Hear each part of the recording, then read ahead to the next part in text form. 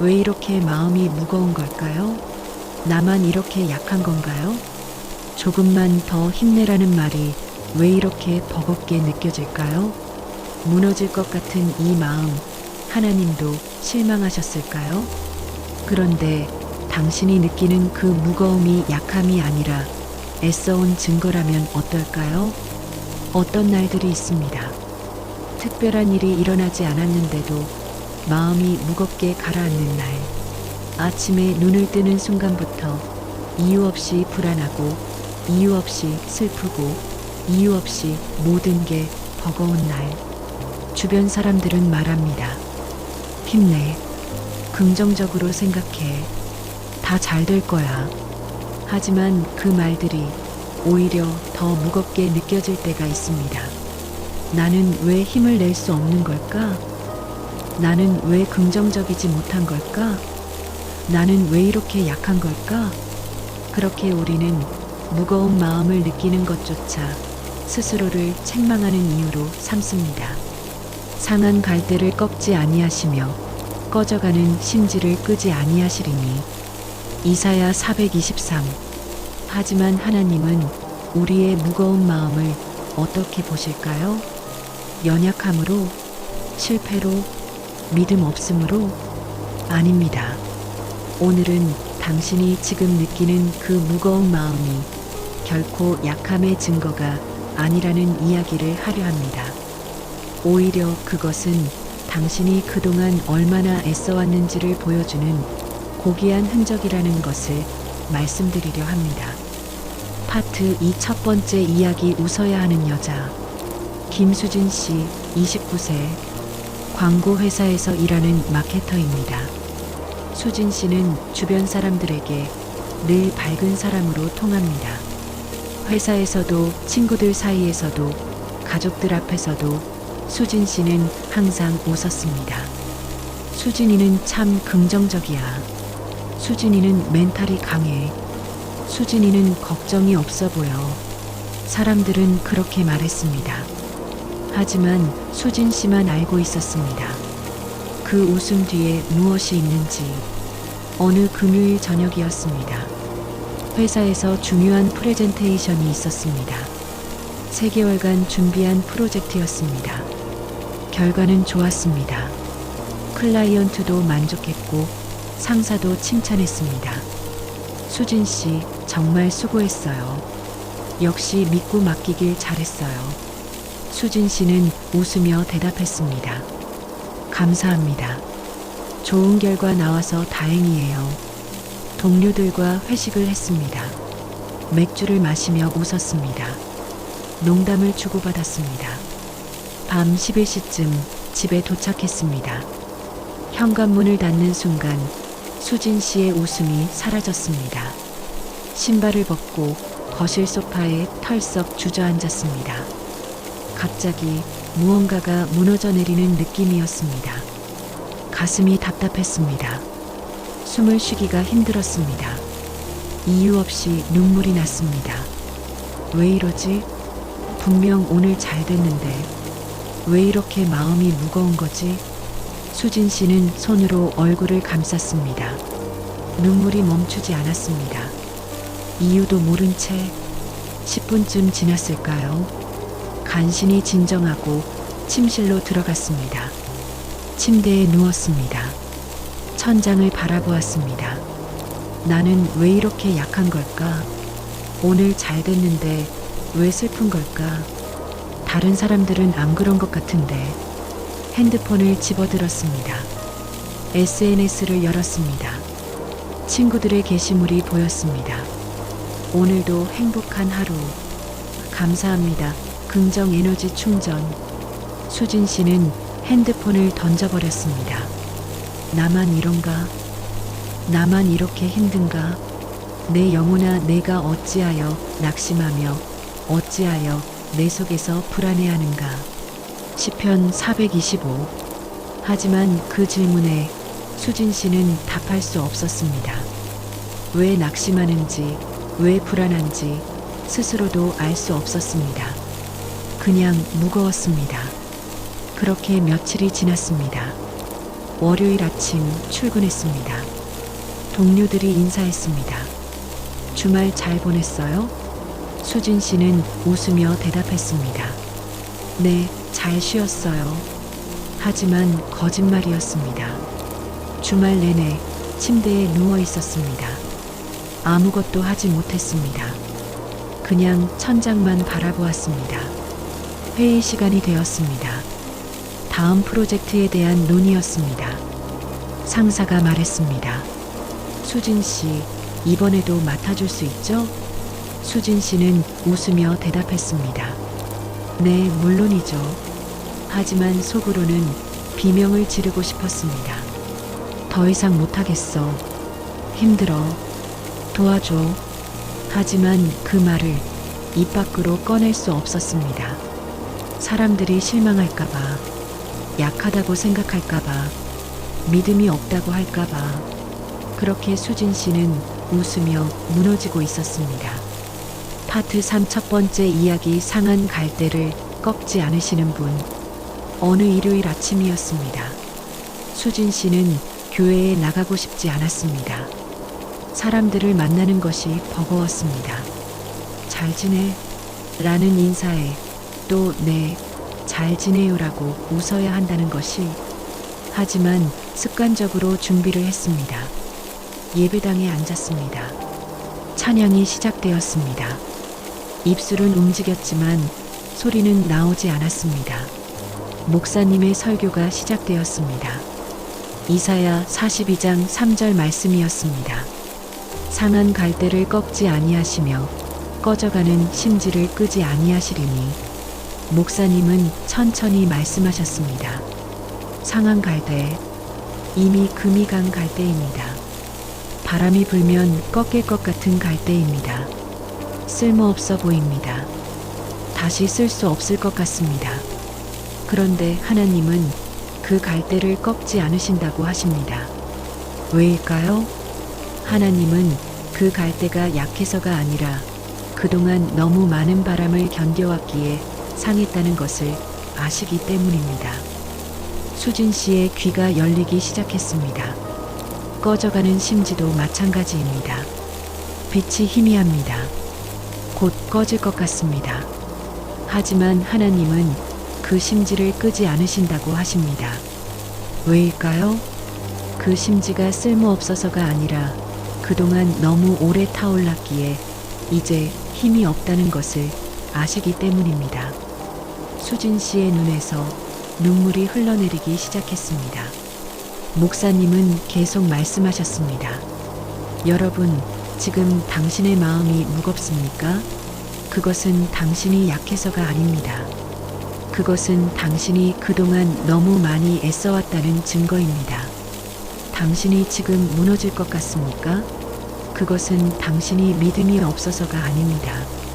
그것은 당신이 그동안 너무 많은 것을 감당해왔다는 표시입니다. 하나님은 당신의 그 무거운 마음을 함부로 판단하지 않으십니다. 오히려 당신이 얼마나 애써왔는지 아시고 그 마음을 부드럽게 어루만지십니다. 수진 씨는 그 자리에서 소리 없이 울었습니다. 내가 약한 게 아니었구나. 내가 애써왔던 거구나. 지난 몇 달간 스스로를 얼마나 책망했는지 모릅니다.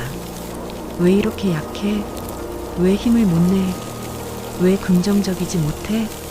하지만 지금 목사님의 말씀을 통해 깨달았습니다. 여호와는 마음이 상한 자를 가까이 하시고 충심으로 통회하는 자를 구원하시는도다.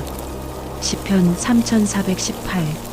하나님은 상한 마음을 가진 사람을 멀리 하시는 것이 아니라 오히려 가까이 하신다는 것을.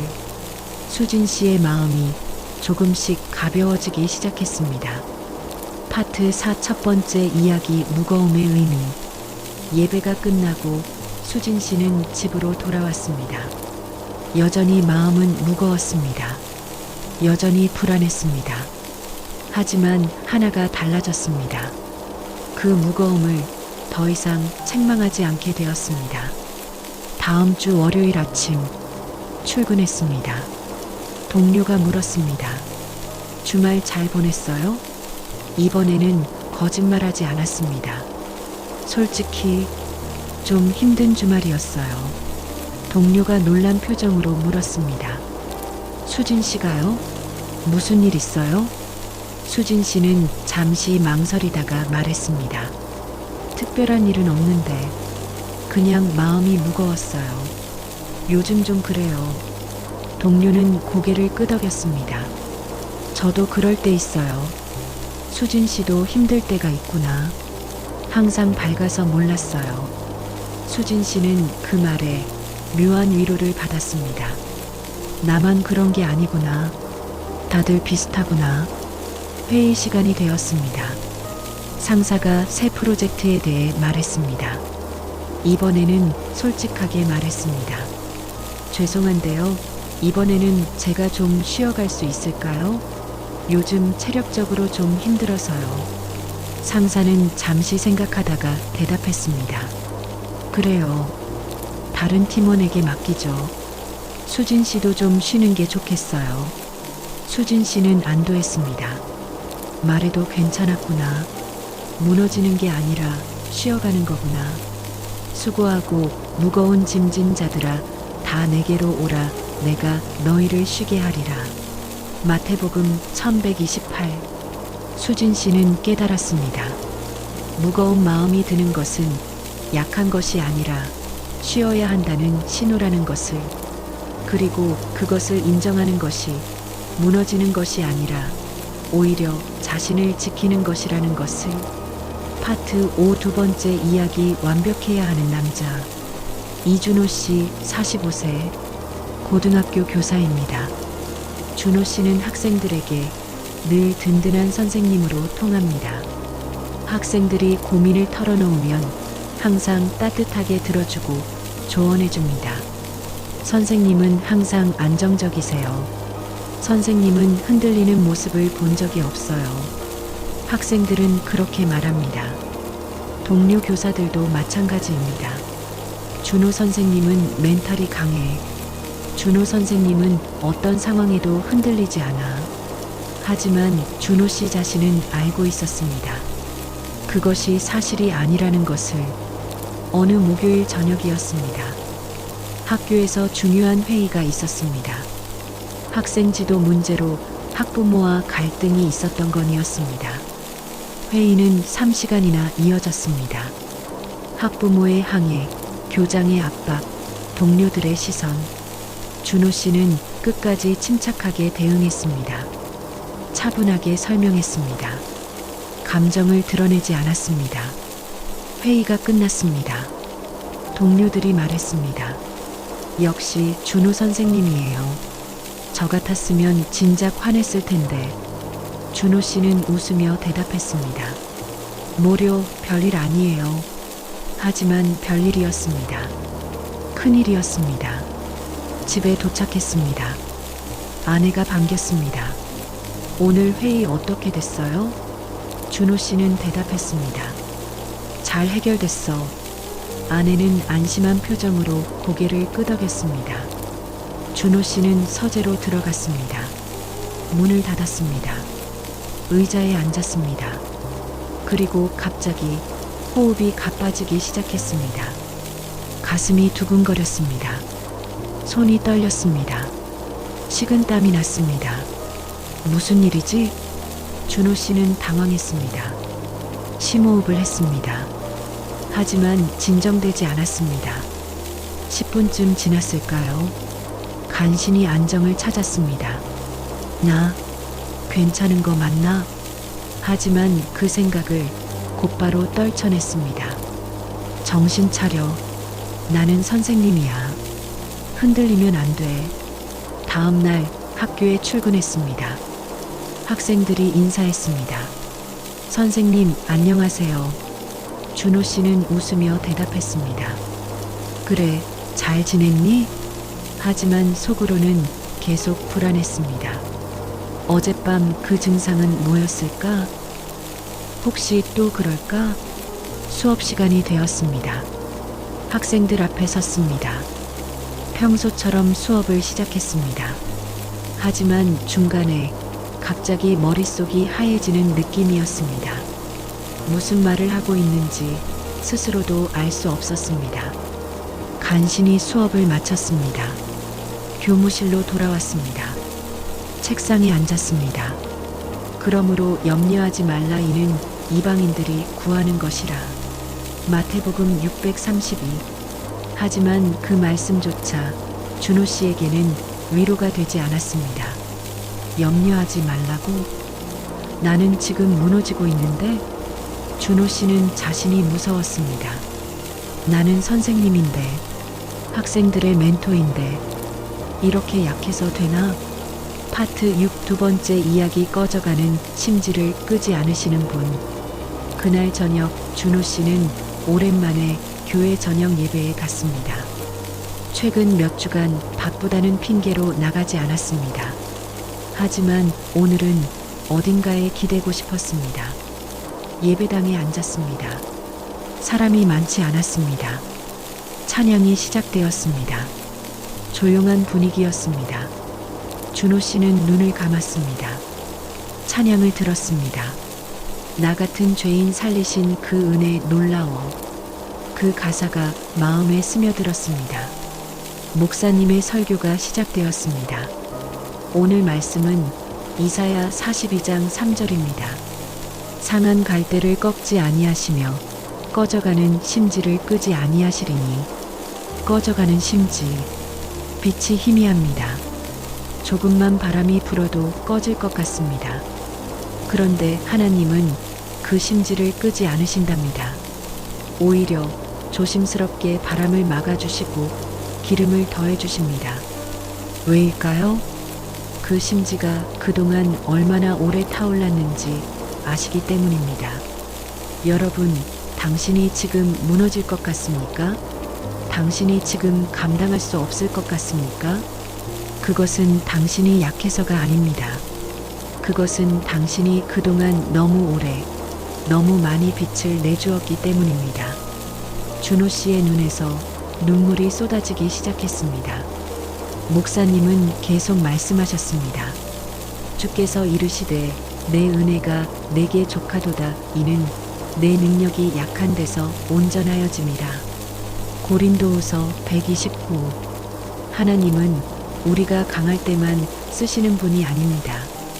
우리가 약할 때 오히려 하나님의 능력이 더 온전히 드러납니다. 그러니 당신의 약함을 부끄러워하지 마십시오.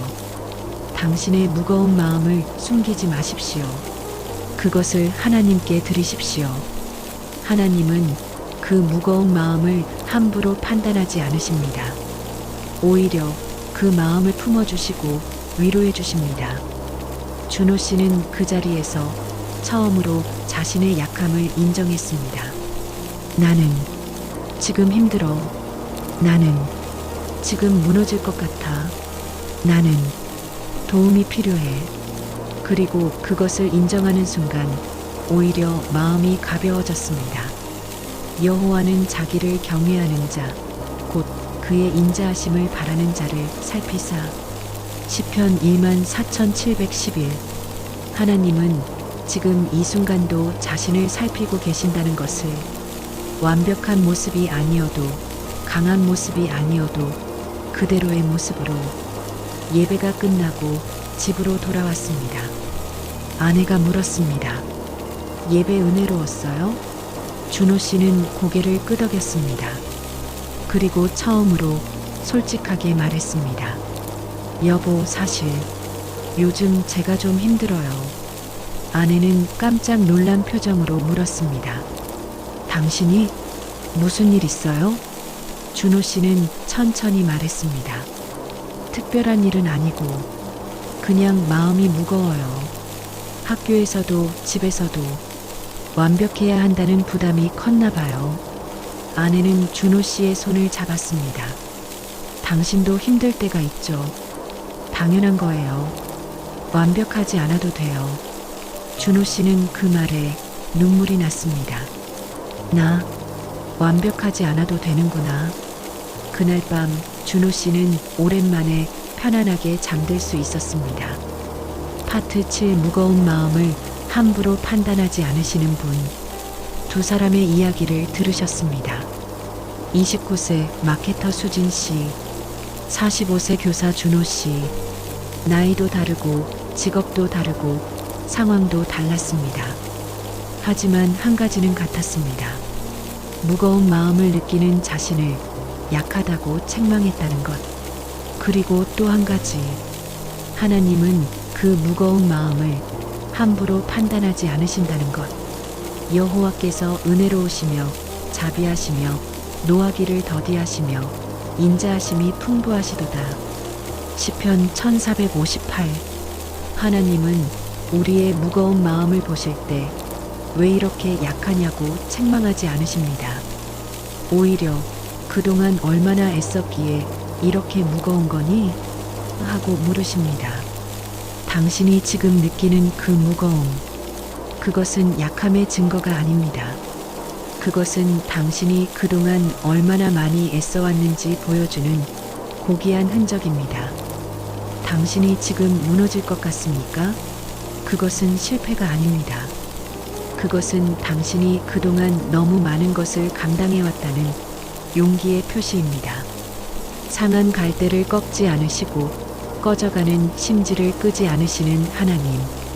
그분은 지금도 당신의 무거운 마음을 조심스럽게 어루만지고 계십니다.